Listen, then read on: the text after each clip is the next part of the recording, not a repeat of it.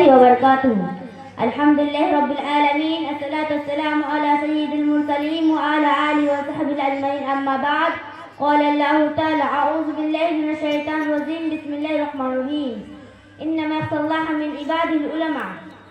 محترم المکرم جناب صدر اکرم صاحبان، مسلک اساتذہ اکرام اور دور دراز سے آئے ہوئے مہمان اکرام اور خصوصی پردہ نشین ماں اور بہنوں، آج کی سالانہ سبق انجمن میں میری موضوع سخن ہے لڑکیوں کے لیے علمی دین، اہمیت اور فوائد.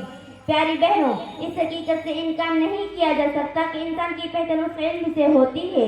علم ہی وہ چیز ہے جو انسانوں کو دیگر حیوانات سے منتج کرتی ہے.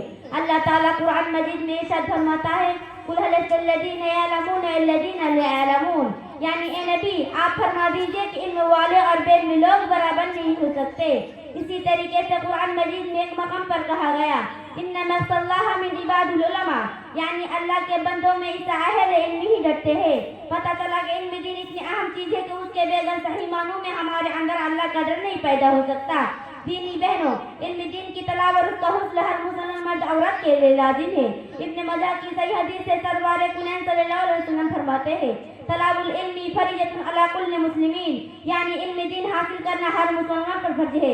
اس حدیث میں آپ صلی اللہ علیہ وسلم ہر مسلمان کہا ہے، اس میں مرد اور عورتیں دونوں شامل ہیں.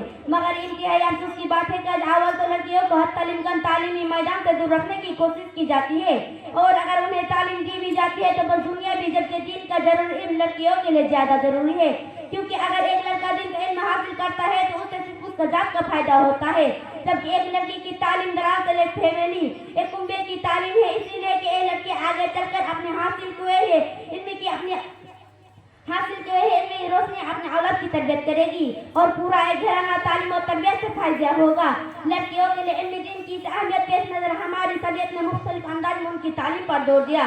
اب دیکھیں رسول اکرم صلی اللہ علیہ وسلم ہفتہ میں ایک دن کی عورتوں کے وہ جو نصیحت کے لیے خط کر رکھا تھا، اسی لیے تو تاکہ عورتیں بھی امام کا خطبہ سنیں اور اپنی معلومات میں اضافہ کریں.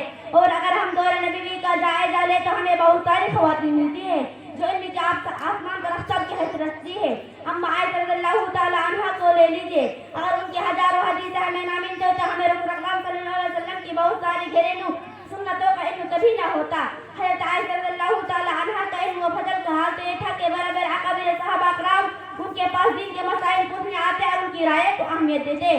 میری پیاری بہنوں، آج کی پرفتن دور میں جبکہ فیشن پرستی کے چکر میں پڑ کر نوجوان نسل تباہ ہو رہی ہے، سر مہیا مسلم معاشرے سے رخصت ہو رہی ہے، ایسے حالات میں تو لڑکیوں کے جیور سے آراستہ ہونا اور بھی ضروری ہو گیا.